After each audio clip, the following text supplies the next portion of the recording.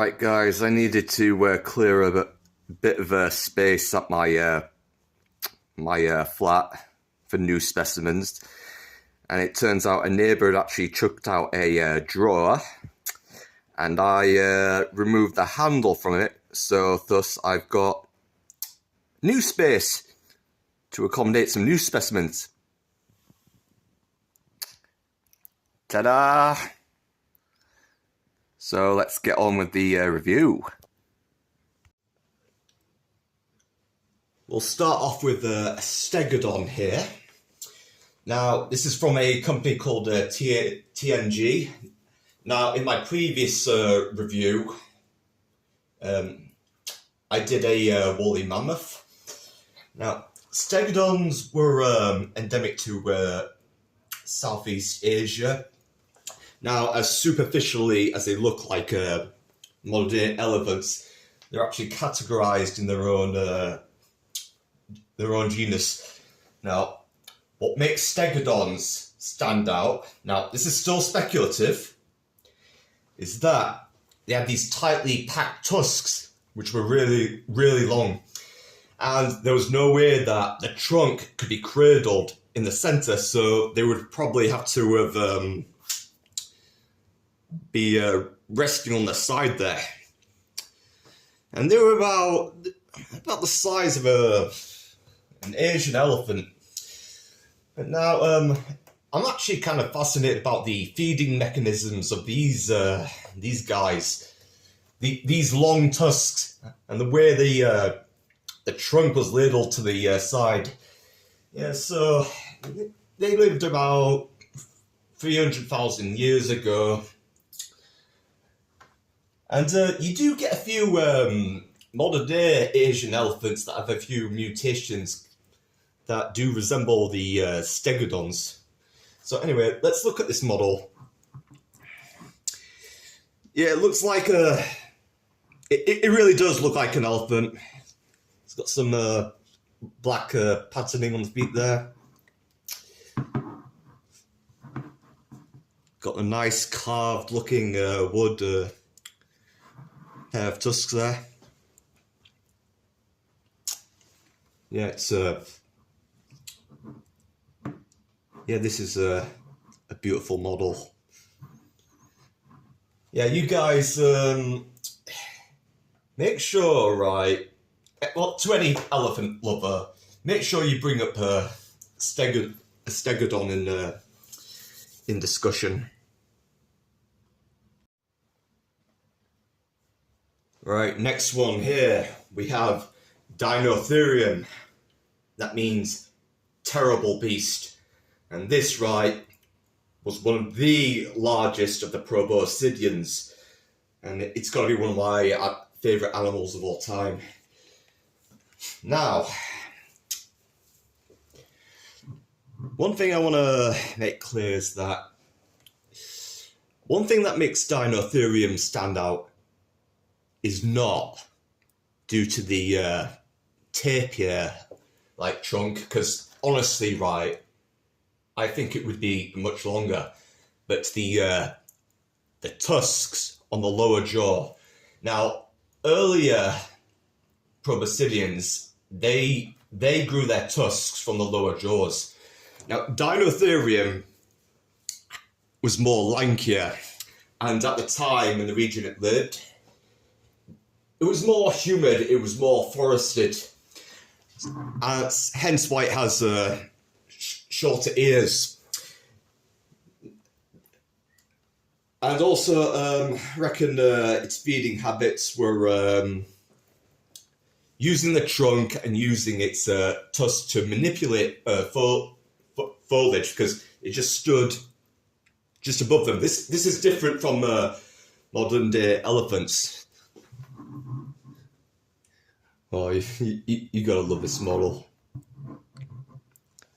An absolute beast. I mean, our ancestors lived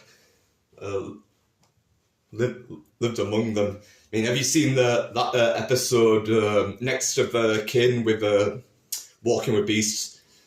It's a great episode.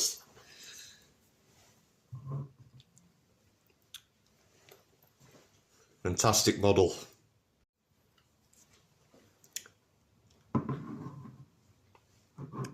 Next on the list we have a konobelodon. Now this is a particular group of proboscideans called Dinotheriums. Now they go by another name, they're called Four-tuskers on account of their four set of tusks, particularly in the lower jaw section. Now this, right, in the course of elephant evolution was not uncommon. Now this indicates a different kind of feeding behaviour. Now some of these Dinotheriums are larger, like wider space jaws. And when proboscideans started out, they were more amphibious in nature. Now, niche partitioning was very important. And there was a lot of competition at the time.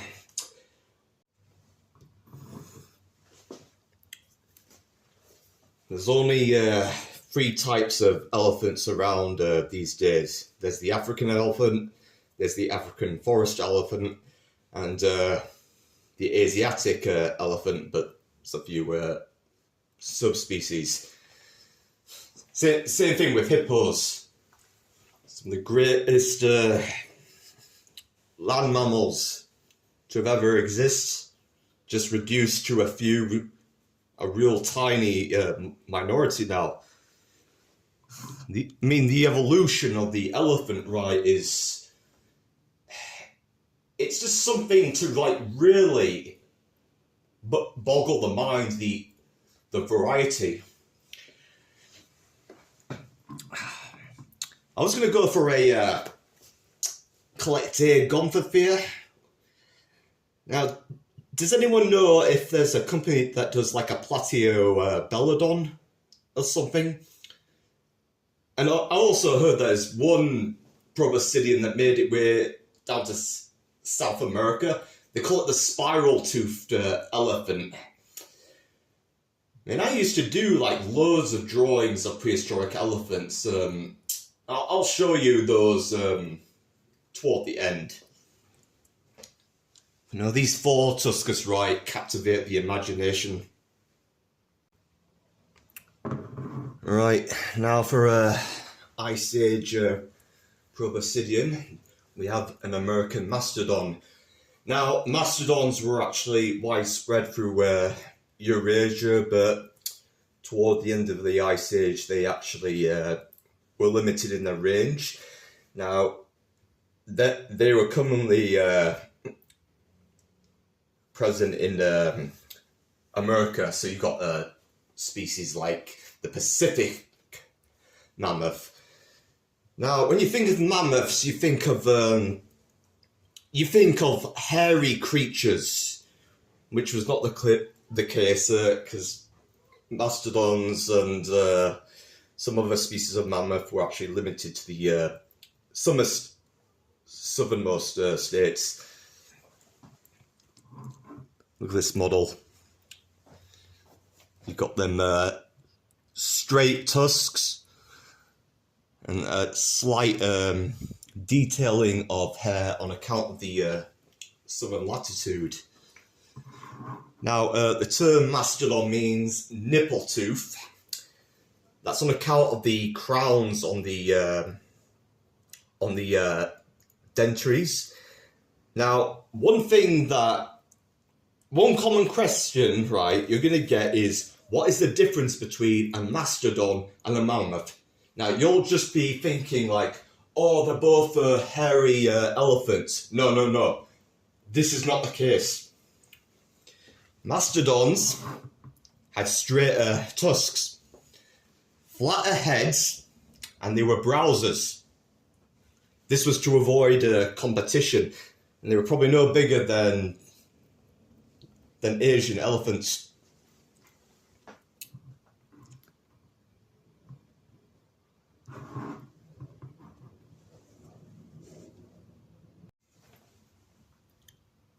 Right, it's time for a mammoth.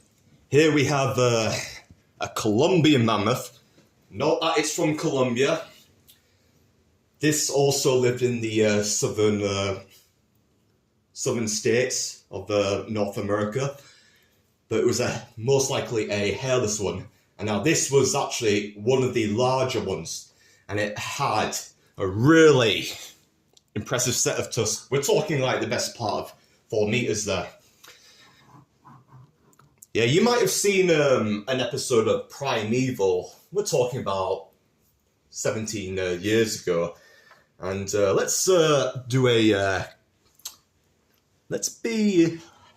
hold on. Right, see this little geezer? Early man would have encountered them.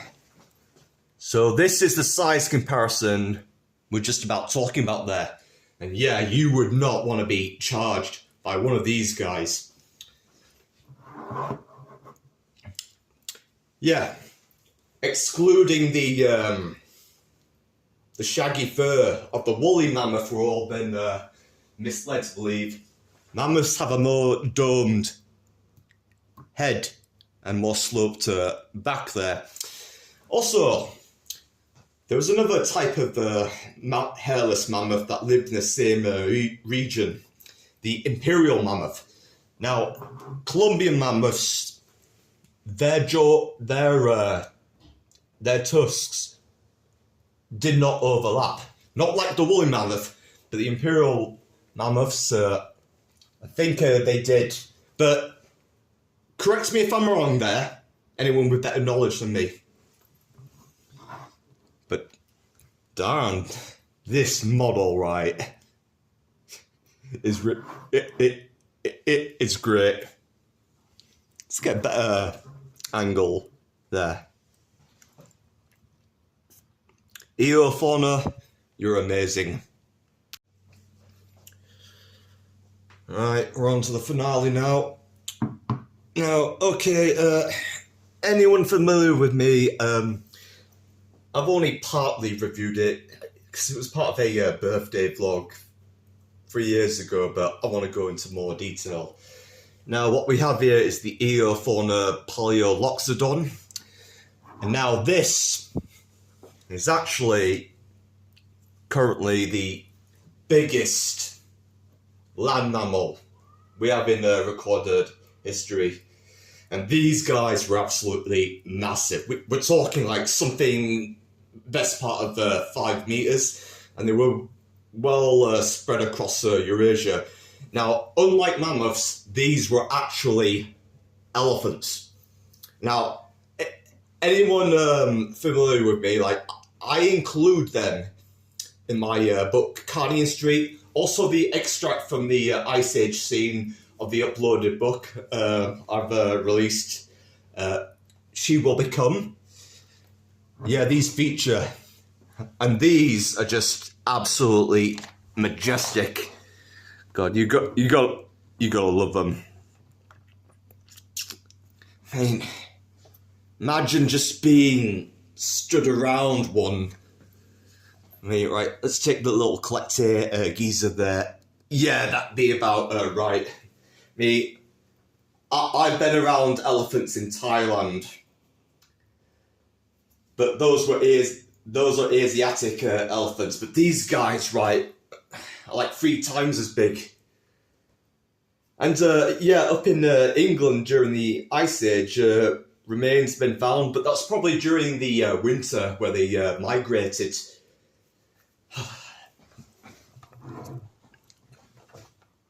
Eofauna need to do more of these. Can you guys do a plateobelodon or something?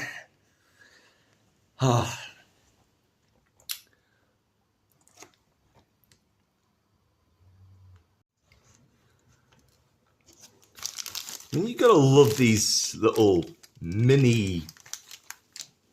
Well, they're very simple with Eofauna, but they're very impactful. Whereas like PNSO, they just sell you too much stuff. But no, Eofauna, you get these models for like £20 or something like that. No, they're a very underrated company. But you guys in charge, keep it up.